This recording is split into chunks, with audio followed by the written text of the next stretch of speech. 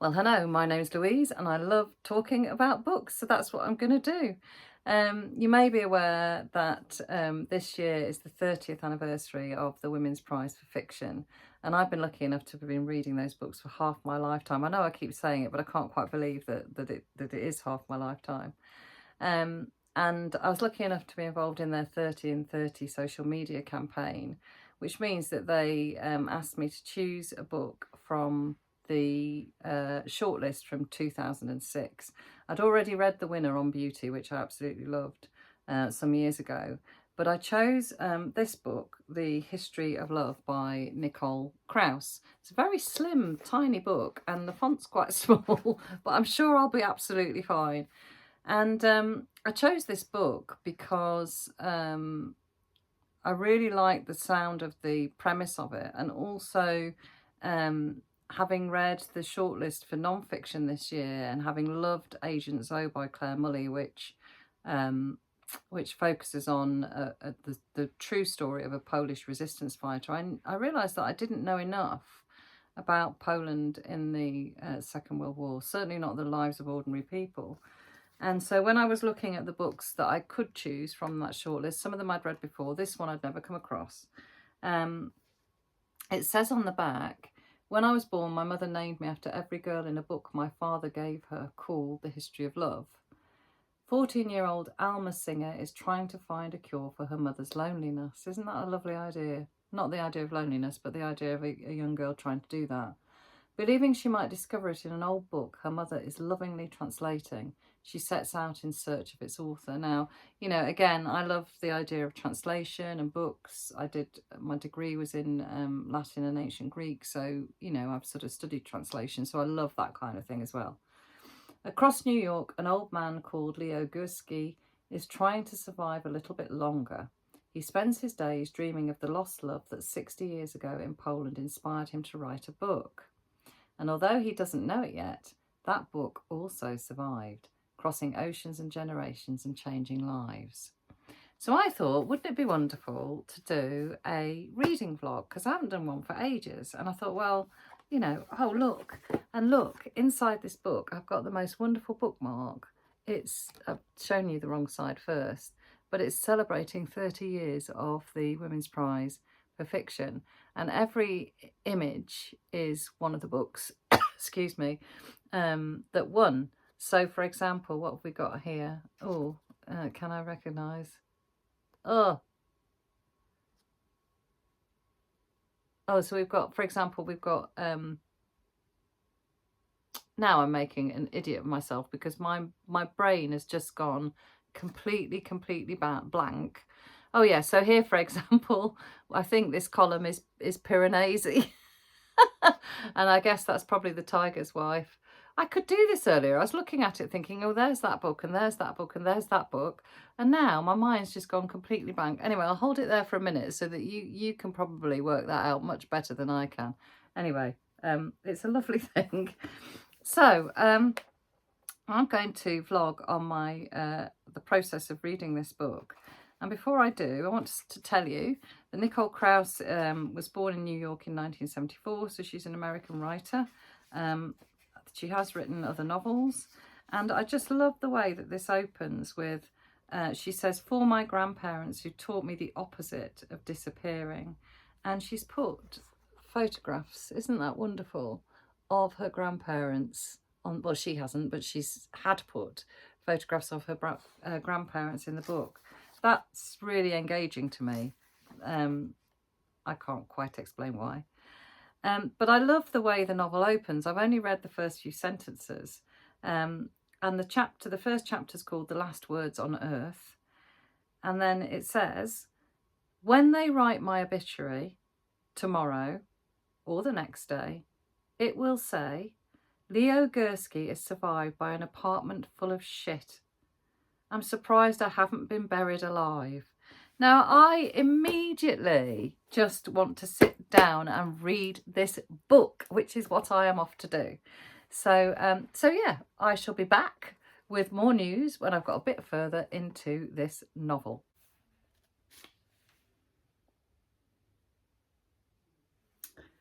Well, I'm about 70 pages into the history of love now, and I have to report I can't put it down. I think it's beautiful, particularly loving the characterization.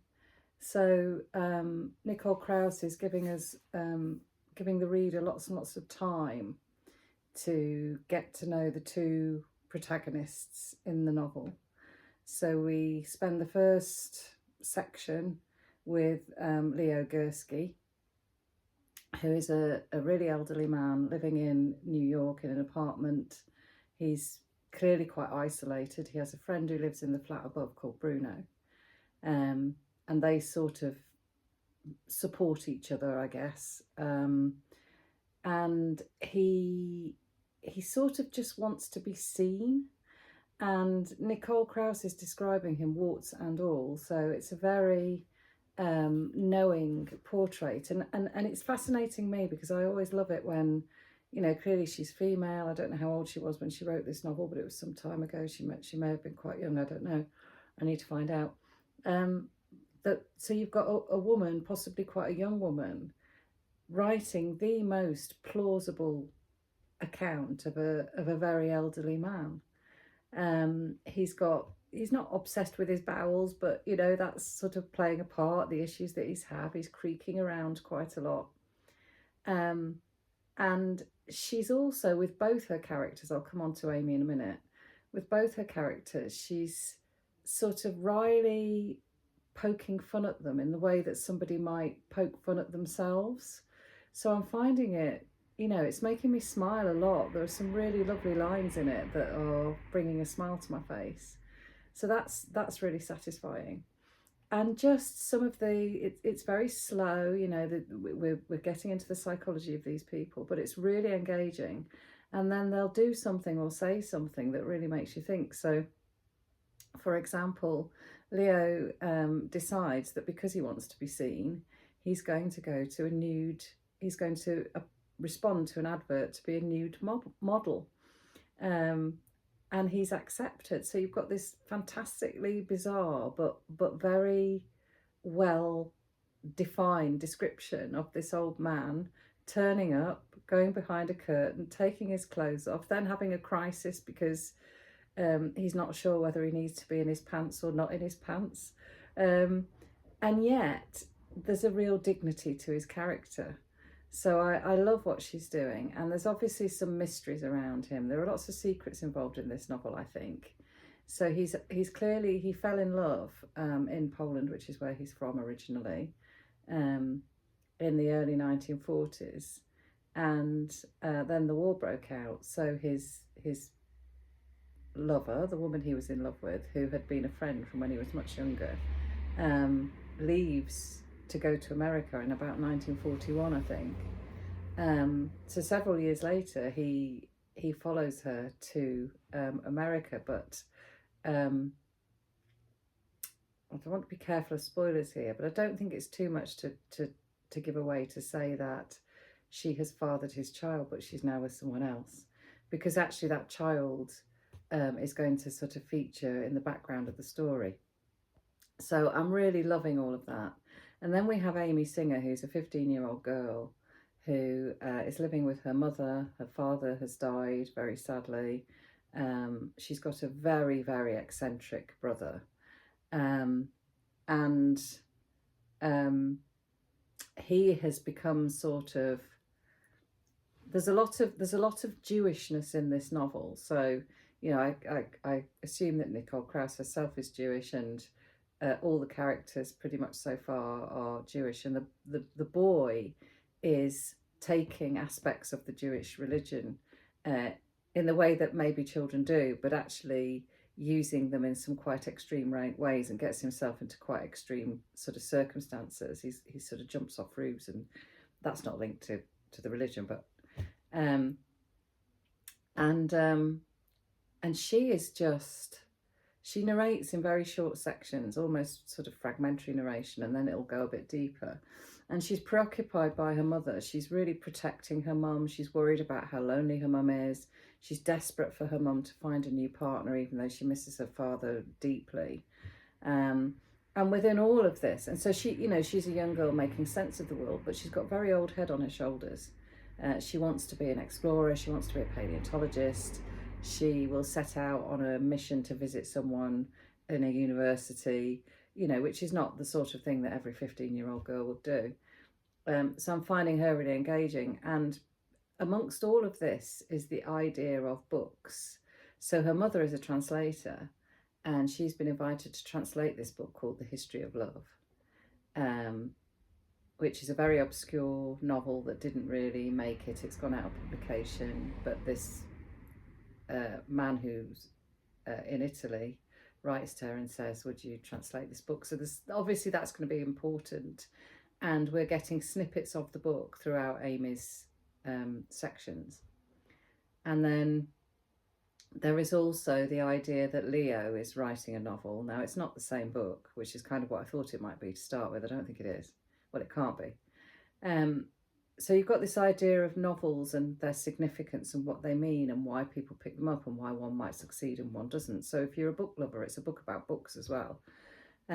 So yeah, I'm just going to leave you now and crack on, if you don't mind, and crack on with reading some more. So I'm just absolutely loving the way that this novel is so full of secrets, the way that the whole idea of this book, The History of Love, there are all sorts of kind of mysteries around it, and I've got to be careful what I say, but I'm loving the way that it's almost like I feel a bit like a detective trying to work out just where this book came from, who wrote it. It's gone, you know, I'm going on all sorts of journeys that are giving me lots and lots of hints. I've got lots of theories in my head. But Nicole Krauss hasn't made it easy for you to work it out, I don't think, or maybe maybe I'm just not twigging on the clues. But I really like that. I feel like I'm having to sort of work quite hard to piece the story together, which is really engaging. And Leo Gursky and Alma Stringer, I think her surname is, as characters are just so brilliantly drawn and so real. And there's something a little bit quirky about this book. I'm not quite sure, I can't quite put my finger on it. The writing is just fantastic. I'm going to read you a bit. This is Leo, his narrative, because obviously we've got, as I think I've already said, we've got Leo's narrative and Alma's narrative, and there's another character's narrative as well that comes in, but I don't really want to talk about that because I think that might give something away. But I'm now sort of, I don't know, well over 2/3 of the way in, and I just want to sit and keep reading. I've had to force myself to stop and talk to you. So this is Leo talking about, I mean, the description of love and how it feels to fall in love in this novel is so raw. I don't think I've read a book in a long time that has tugged at my heart so much. It's almost painful to read in places because it just resurrects so many different feelings that I've had in my own life. There's something about the way that she's capturing universal human experiences, but also alongside experiences that are specifically ones, I suppose, that the Jews went through after during and after the war. It's I don't know, it's almost like a physical reaction to this book that I don't think I've had for a long time. Anyway, he's describing you'll see, actually, I don't need to say much more, but he's reflecting on his life when he was much younger. Don't forget, he's a really old man looking back. One morning, having wasted time over my breakfast and then stopped to examine Mrs. Stanislavski's giant underwear drying on the line, I was late to school. The bell had rung, but a girl in my class was kneeling in the dusty schoolyard. Her hair was braided down her back. She was cupping her hands around something. I asked her what it was. I caught a moth, she said, without looking at me. What do you want with a moth? I asked. What kind of question is that? She said. I rethought my question. Well, if it was a butterfly, that would be one thing, I said. No, it wouldn't, she said. It would be another thing. You should let it go, I said. It's a very rare moth, she said. How do you know? I asked. I have a feeling, she said. I pointed out that the bell had already rung. Then go in, she said. No one's stopping you, not unless you let it go. Then you might have to wait forever. She opened the space between her thumbs and looked in. Let me see, I said. She didn't say anything. Can I please see it? She looked at me. Her eyes were green and sharp. All right, but be careful. She lifted her clasped hands to my face and parted her two thumbs a half-inch. I could smell the soap on her skin. All I could see was a little bit of brown wing, so I pulled on her thumb to get a better look. And yet, she must have thought I was trying to free the moth, because suddenly she clapped her hands shut. We looked at each other in horror. When she peeled her hands apart again, the moth jumped feebly in her palm. One wing had come off. She made a little gasp. I didn't do it, I said. When I looked at her eyes, I saw they were filled with tears. A feeling I didn't yet know was longing clenched my stomach. I'm sorry, I whispered. I felt an urge to hug her, to kiss away the moth and the broken wing. She said nothing. Our eyes were locked in a stare. I don't know what it is. It's the poignancy, it's the innocence, it's the reflection, I don't know, there's just, things are described with apparent simplicity in here, and yet they evoke in me a really complex reaction, and I think that's just marvellous.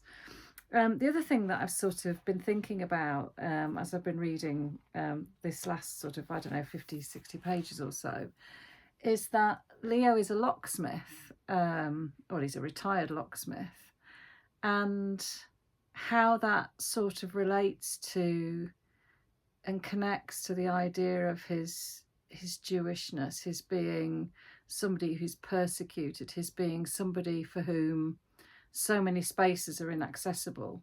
It's the most fantastic metaphor, really. And there's a one, and I don't think I'm spoiling anything here, but there's this wonderful scene that I've read just a little while ago, and it suddenly occurs to him, he's in New York, he's a locksmith, and he suddenly realizes he can enter any building. He has the skills to do that, and the powers and the experience to do it, and the knowledge.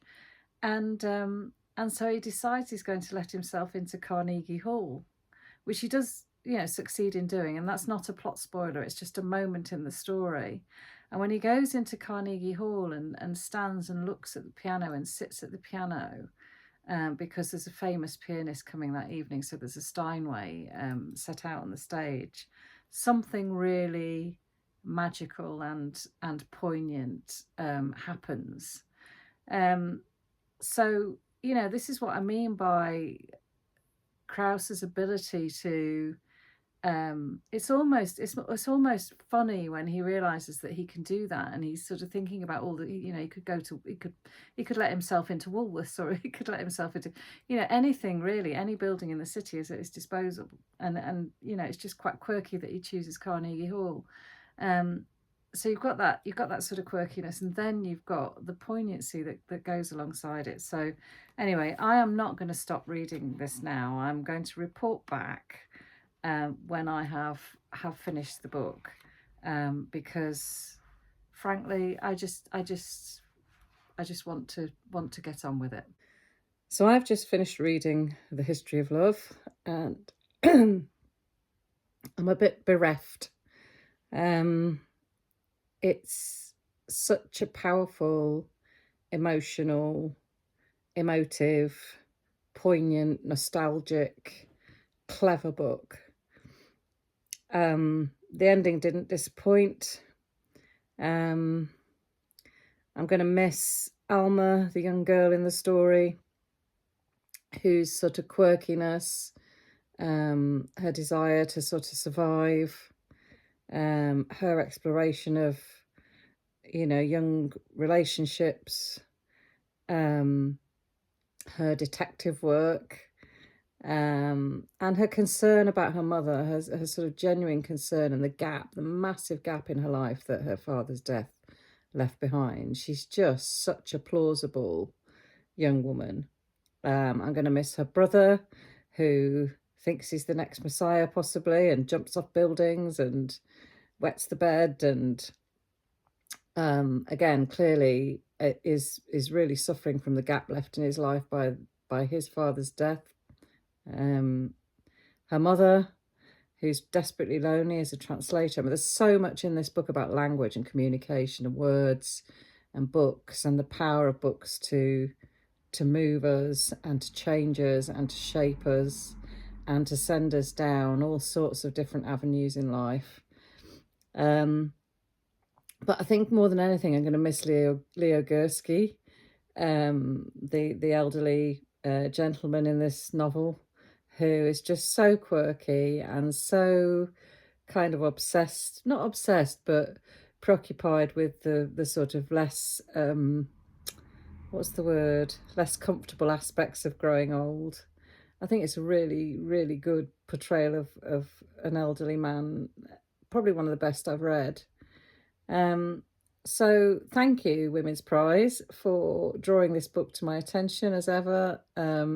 I have did a project last year or the year before with Simon, Savage Reads, where we read all the books from all the finalists, no, not finalists, all the winning books across the years of the Women's Prize. So I have read all 30 of those, but I haven't read everything from each shortlist. I think I've read all the shortlists since 2019, I think. No, all the long lists since 2019. So I think, this book has revealed to me that I need to go back and look at those shortlists again, because any other year this book could have won. I think it's phenomenal. And I think particularly at the moment with, the situation in Israel and Palestine, it's a real reminder of the sense of loss and disorientation and grief that members of the Jewish community would have felt after the war. It's always good to be reminded of those things, I think. So yeah, I just cannot rate this book highly enough. It's interesting because she published a novel, what's it called, Great House, I think, after this, and I have read it, but it didn't leave a mark on me like this one has. So I'm going to now have to go and look at her backlist. By the way, I did have a look. She was 30 when she wrote this book, so that's quite appropriate that I've read it in the 30th year of the Women's Prize. Now, to some of you that might not seem young, but to me that seems like it was only her second novel.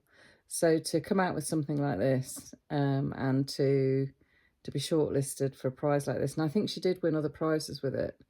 Yeah, I really, really recommend this book to you. So if you have read it, let me know. Put it in the comments below, as always.